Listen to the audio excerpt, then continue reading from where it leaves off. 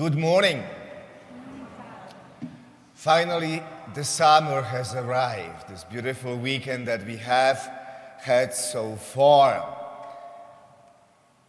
Now, you quite well know what our message theme is for Easter, unless you are visiting us for the first time. The theme is a message in the mess. I find it kind of clever. A message in the mess. Now, and we've said over and over again that the underlying principle here is that there is always a message in whatever mess we may find ourselves in. There's always a message. We just have to pay attention, and we just have to listen. Mess is the human dilemma, isn't it? It just is. It's part of the human fabric. And it is not that we are being punished for something. And most importantly, we are not being punished by God. Now let me say it again, because it's so important for us to embrace. God is not punishing me, or God is not punishing you or anyone when you find yourself in the messiness of life. Whether it's sickness, whether it's failure, losses, death of a loved one, hurts, burnout, wars. God always brings order to disorder, peace to unrest, hope in despair. As we said last week, God is there to uplift us, strengthen us, give us hope, encourage us. God always says to me, you can do it. And that's God's voice. And if it is God's voice, we said, I should listen to that voice. Because that voice wants what is good for me. Not other voices, the voices that may say, well, there is something wrong with you. Or you can't do it. Or why is God doing this to me? The voice that says it will never work out. That's not the voice of God. That's not how God communicates. That's not how God speaks to us. Just open the Bible. And if I hear that voice, I say to myself, okay, that is the voice I need to pay attention to. That is the voice I need to listen to, because that voice wants to help me. Now, in today's second reading, we see John who hears the voice of God. And John listens to that voice of God. And that voice is a loud voice, louder than anything else. The book of Revelation tells us, I heard a loud voice from the throne saying, behold, God's dwelling is with the human race. He will dwell with them, and they will be his people, and God himself will always be with them as their God. And He will wipe away tears from their eyes.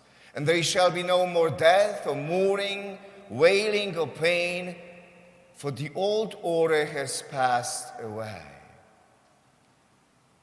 So John hears that voice. In his own time of exile, and that voice says, God will be with you all the time. God will wipe away the tears. That's the voice we need to pay attention to and listen. That's God's voice. Now, it seems to me that one of the challenges in life is this, or the big problem in life is this. And that it includes me, that we tend to believe, or we wish, that everything should be immaculate.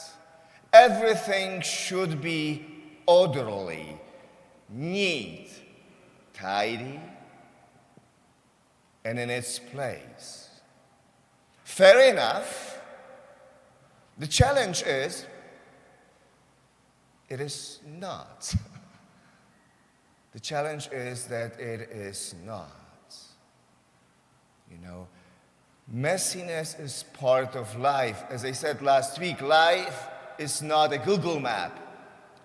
In life, we have to face the real traffic, speed limits, tolls that need to be paid, diversions and congestions. So if we assume for a second, okay, this is actually true. Let's assume for a second that it is.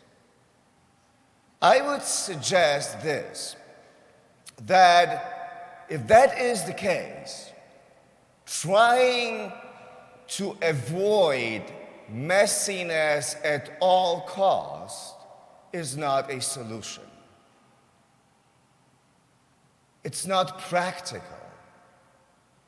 It just doesn't work if we assume that what I said is true. Now, on the other hand, what it seems to me to make sense in this life of ours is this: the acceptance of the fact that mess is part of life, the acceptance of the brokenness of life, the acceptance of the imperfect. Because if I can accept that fact of life, it can lead me to peace. And when I do that, I give myself a permission to be human. I allow myself to be a human being.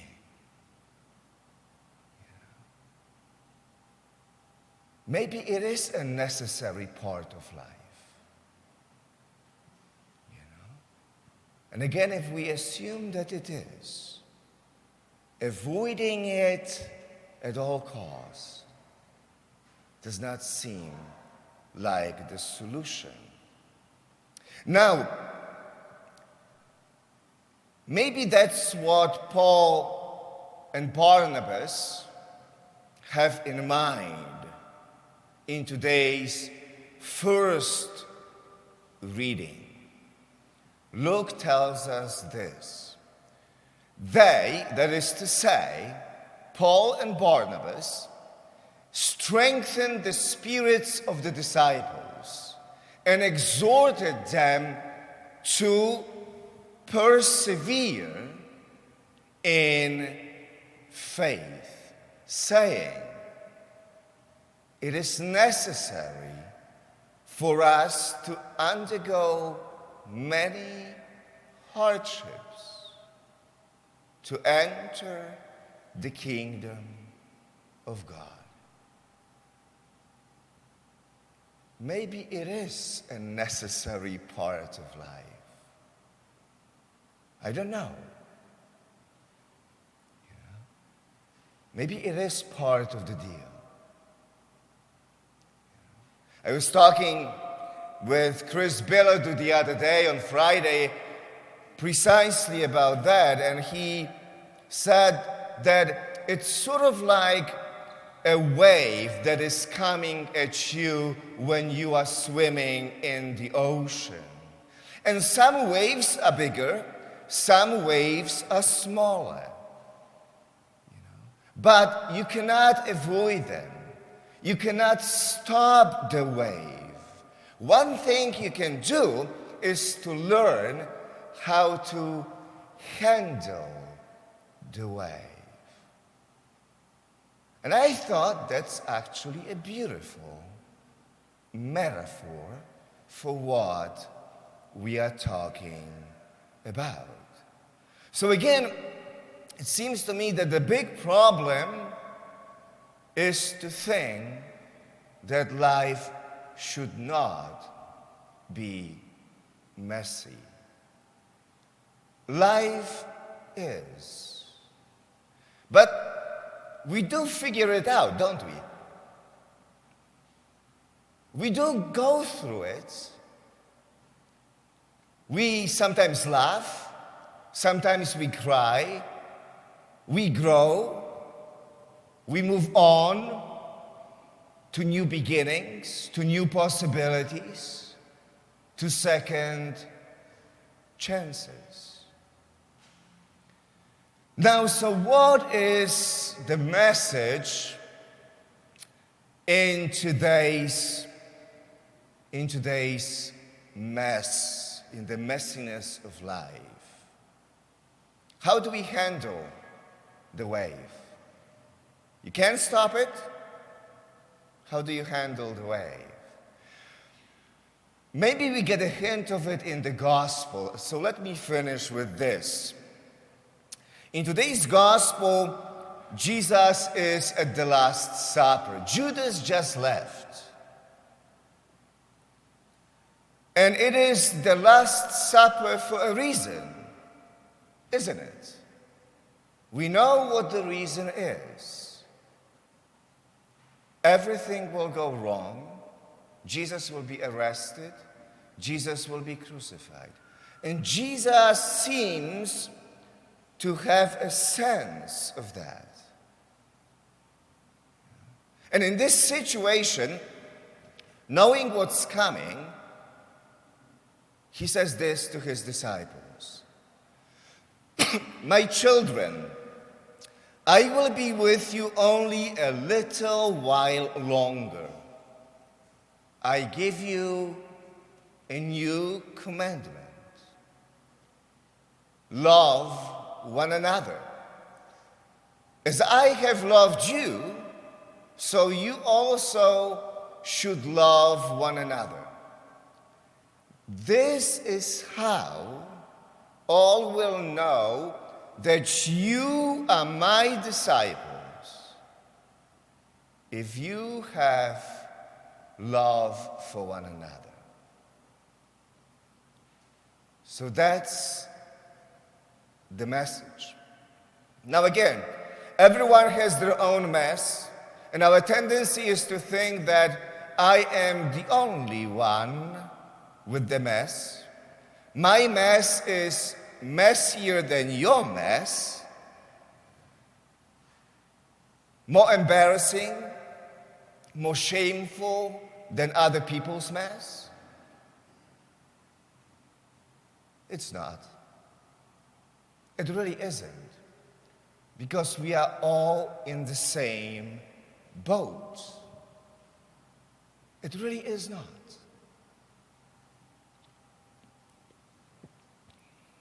Now, the greatest gift